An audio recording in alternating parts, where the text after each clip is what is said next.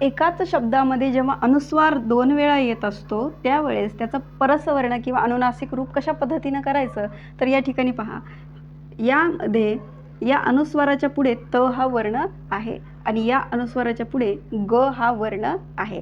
तर त्या ठिकाणी आपल्याला या अनुस्वाराचं आणि या अनुस्वाराचं अनुनासिक करायचं आहे. कशा पद्धतीनं, तर त्याच्या अनुस्वाराच्या पुढचा वर्ण कोणता आहे, त वर्ण आहे. तर या वर्गातील तच्या वर्गातील शेवटचा अनुनासिक कोणता आहे, तर त, थ, द, ध, न. तर या ठिकाणी हा काय आहे, अनुनासिक आहे शेवटच्या वर्गातील. आणि या ठिकाणी या अनुस्वाराचं काय होत आहे, या अनुस्वाराच्या पुढे काय आहे, ग हा वर्ण आहे. तर याचं काय होईल मग, तर बघा, क, ख, ग, घ, न.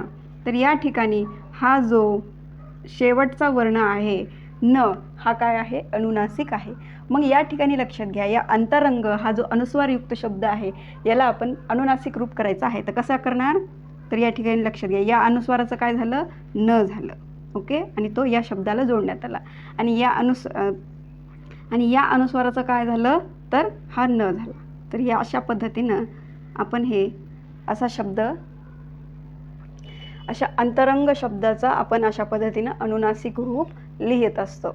ओके, या टॉपिकविषयी अधिक माहिती मिळवण्यासाठी आपल्या चॅनलला भेट द्या. आपल्या चॅनलचं नाव आहे स्पॉटलाइट मराठी 2.0.